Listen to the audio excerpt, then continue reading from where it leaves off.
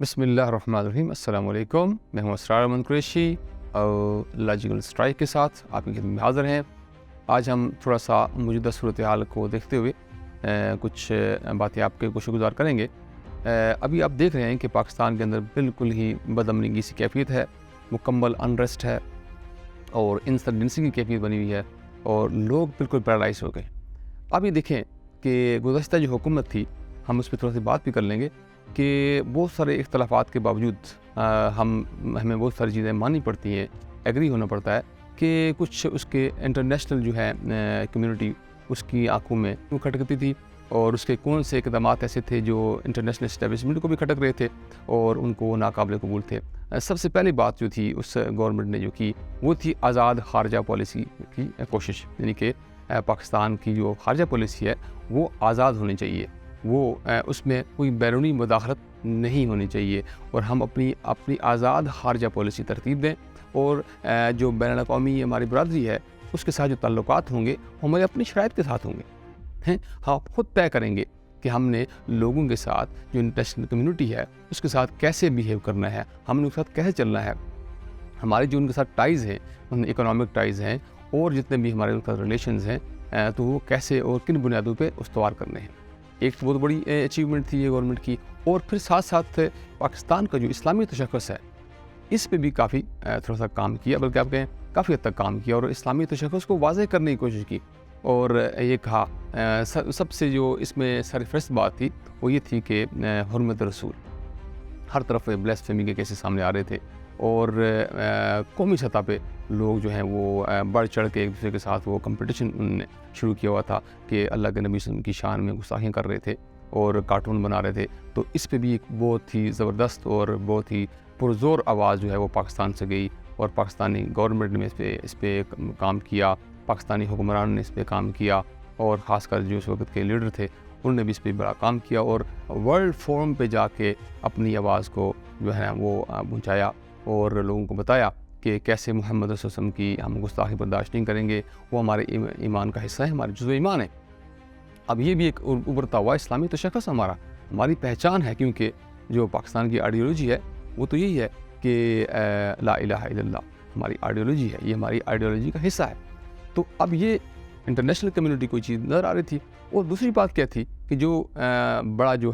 Gangster, جو بڑا جو ہے بدماش، ہم کہتے ہیں انٹرنیشنل سیلری میں جو بڑا بدماش ہے وہ امریکہ ہے، کیونکہ اس کی مداخلت ہر ایک ملک کے اندر، جو بھی ملک اس کو نظر آتا ہے کہ ابھرتا ہوا ہے وہ انڈیپینڈنس کی طرف جا رہا ہے یا وہ انڈیپینڈنٹ ہونا چاہتا ہے اور اس کی غلامی سے انکار کر رہا ہے، تو وہ ضرور مداخلت کرتا ہے وہاں پہ اور وہ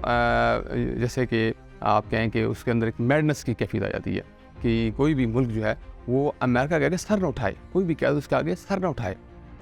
اب اس کو پاکستان کا یہ نظر آ رہا تھا کہ بھئی اب تو اب ساتھ دیکھیں اسی دوران کیا ہوا کہ فال آف کابل بھی ہے، غنی رجیم چینج ہوگی، طالبان جو ہیں وہ انہوں نے پورا افغانستان کا آکوپائی کر لیا، انہوں نے کنٹرول سنبھال لیا، اس میں پاکستان کی جو گورنمنٹ تھی اس وقت کی اس کا بھی بڑا کنٹریبیوشن تھا اور ہماری ضرورت بھی تھی۔ اور اس میں دیکھیں کہ انڈیا کا کیا کردار تھا، انڈیا نے وہاں پہ بڑے اربوں ڈالر وہاں پہ انویسٹ کیے تھے اور ساتھ ساتھ یہ کہ وہاں پہ اس نے اپنے قونصل خانے قائم کر کے وہاں سے وہ انسرجنسی کی کیفیت نے بنائی تھی، پوری بلوچستان کے اندر وہ اپنے آپریشن کر رہا تھا، دھماکے کر رہا تھا اور کتنے لوگ کتنی بار اس کے کتنے لوگ پکڑے گئے، جو کہ اس وقت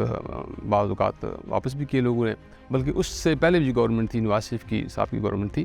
اس میں بھی لوگ پکڑے گئے اور انہوں نے وہ واپس کیے۔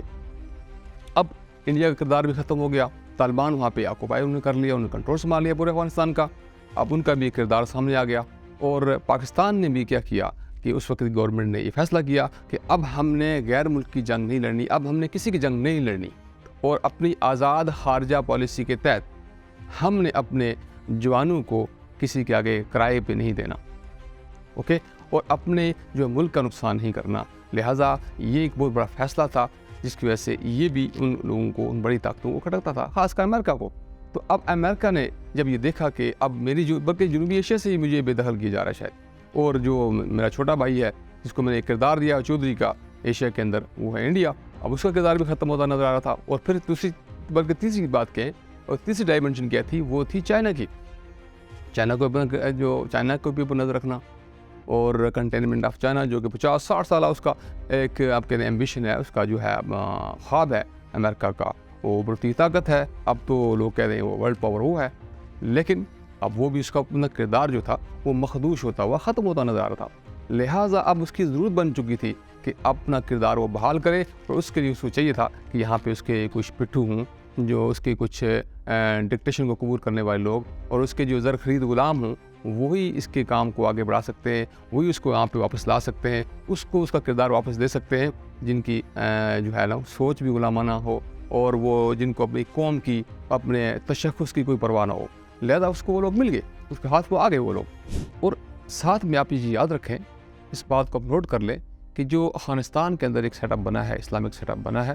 وہاں پہ بھی آپ یہ سمجھیں کہ ایک اسلامی گورنمنٹ بنی ہے، اور آپ کو یاد ہوگا 2011 میں جو فال آف افغانستان ہوا تھا، فال آف کابل ہوا تھا، وہ بھی امریکہ نے خودکشی کر کے، اور وہاں پہ جو نئی ابھی پنپ رہی تھی اسلامی حکومت، اس کو ختم کیا تھا۔ تو کسی بھی صورت میں امریکہ کو اسلام کا کوئی بھی کسی بھی طرح کا اس کا جو ہے غلبہ یا اس کا تسلط، اس کا جو ہے کہیں بھی اقدار اس کو قابل قبول نہیں ہے، اس کے لیے وہ اس کے لیے تھریٹ ہے، اس کے لیے چیلنج ہے، بلکہ پورے کے پورے مغرب کے لیے چیلنج ہے وہ۔ تو لہذا اب دیکھیں کہ بلاول بھٹو نے بھی جہاں جہاں بھی گیا، وہ اس نے جا کے یہی کہا کہ وہاں پہ رائٹ آف ایجوکیشن خواتین کو حاصل نہیں ہے، وہاں پہ جو ہے اظہار رائے کی آزادی نہیں ہے، اور وہ یہ کمپین چلا رہے پیرل، اور ساتھ ساتھ جو ہے امریکہ جو ہے وہ تو اس کو مروڑے پڑ رہی ہیں کہ اگر وہاں پہ ایسی کوئی رجیم قائم ہو گئی تو اسلامی تشخص جو ہے اس ملک کا جو واضح ہو گیا، یا اسلام کہیں جڑ پکڑ گیا، تو میرے لیے یہ ڈائریکٹ تھریٹ ہے، اس سے بھی وہ خائف ہے، وہ ناراض ہے، اس کے لیے بھی وہ پوری کوشش کرے گا کہ مجھے واپس اپنے اڈے مل جائیں، اور ایبسلوٹلی ناٹ کا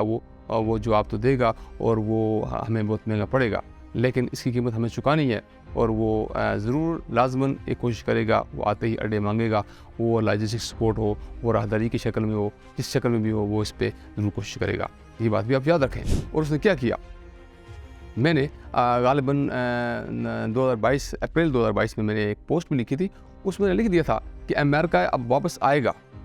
اب یہ رجیم چینج جو ہو رہی ہے، امریکہ خواب ہے، اب وہ اپنے ہمدرد جو اپنے ہیں، جو اپنے خیر خواہ ہیں، جو اس کے جو بے خواہ ہیں، ان کے ذریعے وہ آئے گا، لیکن سٹارٹ کیسے کرے گا؟ سٹارٹ وہ کرے گا دہشت گردی سے، وہ یہاں پہ پٹاخے بجانا شروع کرے گا، وہ یہاں دہشت گردانہ کارروائیاں شروع کرائے گا CIA کی مدد سے۔ اور بعض لوگ تو اب تو لوگوں کے زبان میں یہ باتیں آ رہی ہیں، ہم سن رہے ہیں، لوگ تو کہہ رہے ہیں کہ بعض اکا دکا جو ہیں سیاسی پارٹیز جو ہیں وہ بھی اس پہ انوالو ہیں، اور وہ ان کی ماں پہ ہو رہا ہے، لیکن ابھی ہم کوئی بھی بات قبل از وقت نہیں کریں گے، کیونکہ اگر ایسا ہے تو اللہ تعالیٰ ان کو بے نقاب کرے گا، اور وہ بے نقاب ہو کے رہیں گے انشاءاللہ۔ تو امریکہ نے وہی اپنا جو پرانا طریقہ تھا، پرانا طریقہ واردات، اس نے وہی آزمایا، اور وہی دہشت گردی کی لہر اس نے چھوڑ دی۔ پھر کیا ہوا؟ اس نے اس دفعہ کیا کیا؟ اس نے سیکیورٹی اداروں کو ہی ٹارگٹ بنایا۔ میں نے مینشن کیا تھا کہ وہ کیا کرے گا، وہ یہاں پہ دہشت گردانہ کارروائیاں کرے گا، اور پھر کیا کرے گا، پاکستانی گورنمنٹ اور پاکستانی جو عوام ہوگی وہ ان کو یہ باور کرائے گا، بلکہ یہ کہہ لیں کہ جو اس کے یہاں پٹھو بیٹھے ہوں گے وہ اس کی ہاں میں ہاں ملائیں گے، اور وہ کہیں گے ہاں جی اب تو ہمارے ہاں دوبارہ دہشت گردی شروع ہو گئی ہے، اور جو ہے بڑی طاقتیں ہمیں مجبور کر رہی ہیں، اور امریکہ جو ہے وہ اس ایک ایمرجنسی کی کیفیت جہاں جو بنے گی تو امریکہ کو داخلے کی یا انٹری کی اس کو جو ہے کیا ہوگی، موقع مل جائے گا اس کو۔ تو اب ہوا وہی کہ اب جو کیفیت بنی ہے، بلکہ اس دفعہ اس نے کیا کیا کہ اس نے سیکورٹی اداروں کو ہی ٹارگٹ کرنا شروع کر دیا، تاکہ ہم کس وقت ہو سکتا ہے اس سے بھی بڑے وہ کارروائیاں کرنا شروع کر دے، اور وہ یہ باور کروائے کہ دیکھیں بھئی آپ کے جو ہیں نیوکلیر ویپن ہیں وہی خطرے میں ہیں، اب تو آپ کے سیکورٹی ادارے خطرے میں، تو گویا آپ کے وہ نیوکلیر ویپن وہ بھی خطرے میں ہیں۔ تو اس تک چلا گیا، سو وہ کہ ایک سٹیپ اور آگے چلا گیا، جو ہم نے سوچا تھا اس سے بھی آگے چلا گیا، ہماری سوچ سے بھی آگے، اور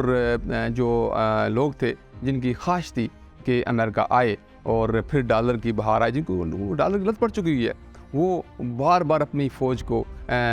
قربانی کی بھیٹ چڑھا چکے ہیں، اپنے عوام کو قربانی کی بھیٹ چڑھا چکے ہیں، وہ بار بار جو ہے نا وہ اپنی اس کی جنگ لڑتے رہے ہیں، اور اپنا نقصان کرتے رہے ہیں، اور یہ کہ اپنی خود مختاری، اپنی سالمیت، اور ان کو کسی چیز سے کوئی غرض نہیں ہے، ہمارے نیشنل انٹرسٹ کیا ہیں، ہمارے نیشنل گولز کیا ہیں، ان کو اس سے کوئی سروکار نہیں ہے، انہیں صرف ڈالر چاہیے، اور ان کو صرف اقتدار چاہیے۔ وہ ایسے ہوس کے جو بندے ہیں وہ آپ کو مل جاتے ہیں، امریکہ کو ہر جگہ مل جاتے ہیں، پاکستان بھی ہیں، وہ ویٹ کر رہے تھے۔ تو ہماری یہ ناعاقبت اندیشی ہے کہ ہم نے یہ سب ہونے دیا، لیکن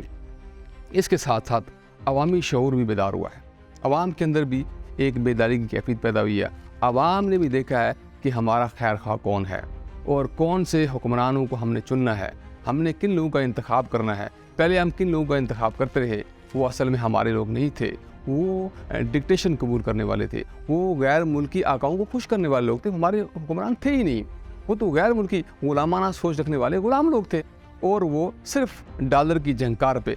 جو ہے نا وہ ان کو اچھی لگتی تھی اور اس پہ وہ سارے کام کرتے تھے۔ لہٰذا اب جو عوام کے اندر ایک انگڑائی آئی ہے، ان کی سوچ کے اندر انگڑائی آئی ہے، ان کی سوچ بدل گئی ہے، اب وہ حق بجانب ہے کہ اپنے لیے اپنے حکمرانوں کا صحیح طور پہ انتخاب کریں اور دیکھیں کہ ہمارا خیر خواہ کون ہے، ہمارے ملک کے لیے، ہماری ملک کی سلامتی کے لیے، ہماری اسلامی تشخص کے لیے کون سا بندہ ہے جو ہے ہمارے لیے وہ سوٹ کرتا ہے۔ تو ہمیں عوام سے ہی امید ہے، اور ہمارے یہاں جو طاقتور ادارہ ہے نا، کہتے ہیں فلاں ادارہ ہے، فلاں ادارہ ہے، فلاں ادارہ ہے، میں یہ سمجھتا ہوں سب سے طاقتور ادارہ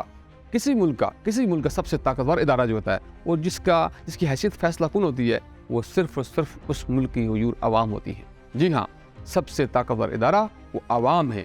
عوام جب فیصلہ کر لیں کہ ہم نے اپنے ملک کے لیے، اپنے ملک کی سلامتی کے لیے، اپنے ملک کے تشخص کے لیے جینا ہے، تو پھر کوئی بھی طاقت ان سے بڑی طاقت نہیں ہوتی سوائے اللہ تعالیٰ کی، وہ اللہ تعالیٰ کی ذات ہے، وہ علی کل شیء قدیر ہے۔ پاکستان زندہ باد۔